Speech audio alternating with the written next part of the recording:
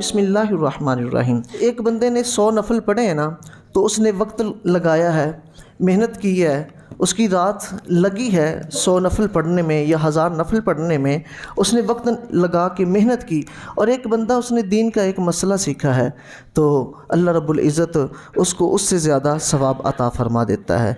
तो हमने इंशाअल्लाह आज ये नियत करनी है कि रमज़ान मुबारक के पूरे रोज़े रखने हैं और इंशाअल्लाह हमने दीन भी सीखना है, कुरान पाक को समझना है। जिसे देख के कुरान पाक नहीं पढ़ना आता वो उसको सीखने की नियत कर ले, मेरे पास आ जाए, आप सब के पास आ जाए। जिसको आता है कुरान पाक, घर में किसी फ़र्द को दोस्त है, दोस्त को आता है, दोस्त से सीख लें, क्योंकि हमने नियत करनी है।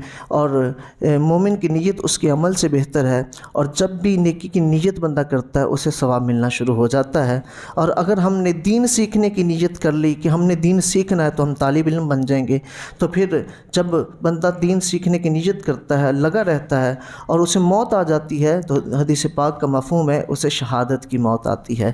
इंशाअल्लाह आज हम जिस तरह के रमज़ान मुबारक को इबादत में गुजारना है, तो दीन भी इंशाअल्लाह हम सीखेंगे, कुरान पाक को सीखेंगे। जिसने कुरान पाक तर्जमे से नहीं पढ़ा वो तर्जमे के साथ कुरान पाक मुकम्मल करे। इस रमज़ान मुबारक में ऐसे हम करते ना कि हर रमज़ान में कुरान पाक मुकम्मल करते हैं, हमने कोशिश करनी है कि तर्जमातुल कुरान जो है वो पढ़ें। हमने पहले आयत पढ़नी है, फिर साथ तर्जमा पढ़ लेना है। हमने वैसे भी पढ़ लेना है देख के कुरान पाक, और तर्जमे के साथ भी पढ़ लेना, यानी उसे पढ़ भी लिया है, हमने समझ भी लिया है। अगर इस साल हमने तर्जमे के साथ पढ़ लिया तो फिर अगले साल ज़ौक़ होगा कि हम इसकी तफसीर भी पढ़ें।